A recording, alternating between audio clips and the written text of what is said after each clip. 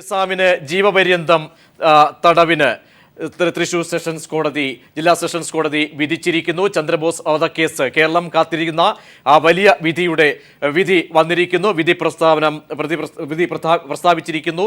ചന്ദ്രബോസ് വധക്കേസിൽ പ്രതി നിസാമിന് ജീവപര്യന്തം തടവ് എന്ന ഏറ്റവും പുതിയ വിവരമാണ് ലഭിക്കുന്നത്. തൃശൂർ അഡീഷണൽ സെഷൻസ് കോടതിയുടേതാണ് വിധി. ചന്ദ്രബോസ് വധക്കേസിൽ പ്രതി നിസാം കുറ്റക്കാരനാണെന്ന് കണ്ടെത്തിയ കോടതിയാണിപ്പോൾ വിധി പ്രഖ്യാപിച്ചിരിക്കുന്നത്. നിസാം കുറ്റക്കാരനാണ്. അതുകൊണ്ട് തന്നെ എല്ലാ പ്രോസിക്യൂഷൻ മുന്നോട്ട് വെച്ച വാദഗതികൾ എല്ലാം അംഗീകരിച്ചുകൊണ്ട് ജീവപര്യന്തം തടവിന് നിസാമിന് വിധിച്ചിരിക്കുന്നു. ജീവപര്യന്തം എന്ന നിലയിലേക്ക് പ്രോസിക്യൂഷൻ അടക്കം വധശിക്ഷ പ്രതീക്ഷിച്ച ഒരു കേസായിരുന്നു. ജീവപര്യന്തം എന്ന നിലയിലേക്ക് വിധി വന്നിരിക്കുന്നു.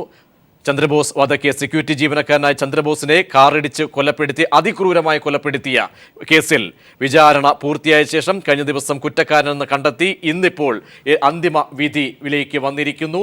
നിസാമിന് ജീവപര്യന്തം തടവ് എന്ന ഏറ്റവും പുതിയ വിവരം. വിശദാംശങ്ങളുമായി ദിൽജിത്ത് ചേരുന്നു. ദിൽജിത്ത്, ജീവപര്യന്തം തടവ്, എന്താണ് വിവരങ്ങൾ? കൂടുതൽ വിവരങ്ങൾ കോടതിയിൽ നിന്നുള്ള കൂടുതൽ കാര്യങ്ങൾ വ്യക്തമായിട്ടുണ്ടോ? പ്രജീഷ്, ചന്ദ്രബോസിനെ ശോഭാ സിറ്റിയിലെ സെക്യൂരിറ്റി ജീവനക്കാരനായിരുന്ന ചന്ദ്രബോസിനെ വാഹനം ഇടിപ്പിച്ചും മർദ്ദിച്ചും കൊലപ്പെടുത്തി 1 വർഷം തികയാൻ ദിവസങ്ങൾ മാത്രം അവശേഷിക്കുകയാണ് ഇപ്പോൾ കോടതിയുടെ വിധി പ്രസ്താവം ഉണ്ടായിരിക്കുന്നത്. തൃശൂർ ജില്ലാ അഡീഷണൽ സെഷൻസ് കോടതി ജഡ്ജ് KP സുധീറാണ് ഇപ്പോൾ ശിക്ഷ വിധിച്ചിരിക്കുന്നത്. കഴിഞ്ഞ ദിവസം ഈ കേസിൽ പ്രതി മുഹമ്മദ് നിസാം കുറ്റക്കാരനാണെന്ന് കണ്ടെത്തിയിരുന്നു. ഇതിനെ തുടർന്ന് ഇന്ന് വിധി പറയാനായി കേസ് മാറ്റിവെക്കുകയായിരുന്നു. തുടർന്ന് കുറ്റക്കാരനായ ഈ മുഹമ്മദ് നിസാമിനെതിരെ 9 വകുപ്പുകൾ പ്രകാരം ശിക്ഷ വിധിക്കണം എന്നാണ് പ്രോസിക്യൂഷൻ വാദം നടത്തിയത്. ഈ അപേക്ഷകളെല്ലാം പരിഗണിച്ചുകൊണ്ട് ഇപ്പോൾ പ്രതി മുഹമ്മദ് നിസാമിനെ ജീവപര്യന്തം ശിക്ഷയ്ക്കാണ് ഇപ്പോൾ കോടതി വിധിച്ചിരിക്കുന്നത്. ഇപ്പോൾ കോടതി വിധി പ്രസ്താവം നടത്തി കൊണ്ടിരിക്കുകയാണ്. ഏതായാലും ഇപ്പോൾ ഈ ശിക്ഷയ്ക്ക് പ്രധാന ശിക്ഷയ്ക്കുള്ള വിധി ഇപ്പോൾ വന്നിരിക്കുന്നു.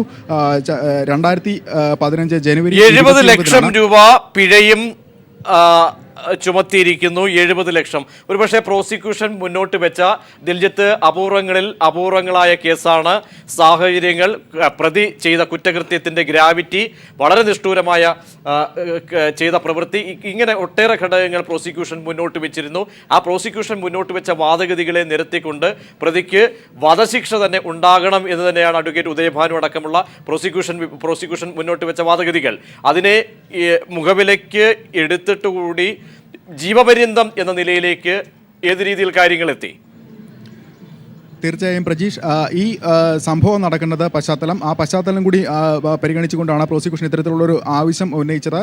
കാരണം സ്ഥിരമായി സെക്യൂരിറ്റി ജീവനക്കാരനായ ചന്ദ്രബോസ് പതിവായി ശോഭാ സിറ്റിയിൽ വൈകി എത്തിയിരുന്ന നിസാമിനെ താക്കീത് ചെയ്തിരുന്നു. രാത്രി സമയത്ത് അസമയത്ത് വന്ന് അകത്തേക്ക് വാഹനം കയറ്റിവിടുന്നതുമായി ബന്ധപ്പെട്ടുള്ള തർക്കത്തെ തുടർന്ന് ഈ ഒരു സംഭവത്തിൽ നിരവധി തവണയായും നാളുകളായി ഇവർ തമ്മിൽ തർക്കങ്ങൾ നടന്നിരുന്നതായും അത്തരത്തിലൊരു വൈരാഗ്യം ചന്ദ്രബോസിനോട് നിസാമിന് ഉണ്ടായിരുന്നതായും സ്ഥാപിക്കാനാണ് പ്രോസിക്യൂഷൻ ശ്രമിച്ചത്. അത്തരത്തിൽ കുറച്ച് വിവരങ്ങൾ കൂടി പോകേണ്ടതുണ്ട് ദിൽജിത്ത്. 70 ലക്ഷം രൂപ പിഴ നിസാം നൽകണം ചന്ദ്രബോസിന്റെ കുടുംബത്തിന്. സർക്കാരാകട്ടെ 50 ലക്ഷവും നഷ്ടപരിഹാരം ചന്ദ്രബോസിന്റെ കുടുംബത്തിന് നൽകണമെന്നും ഏറ്റവും പുതിയ വിധി പ്രഖ്യാപനത്തിൽ പറയുന്നുണ്ട്.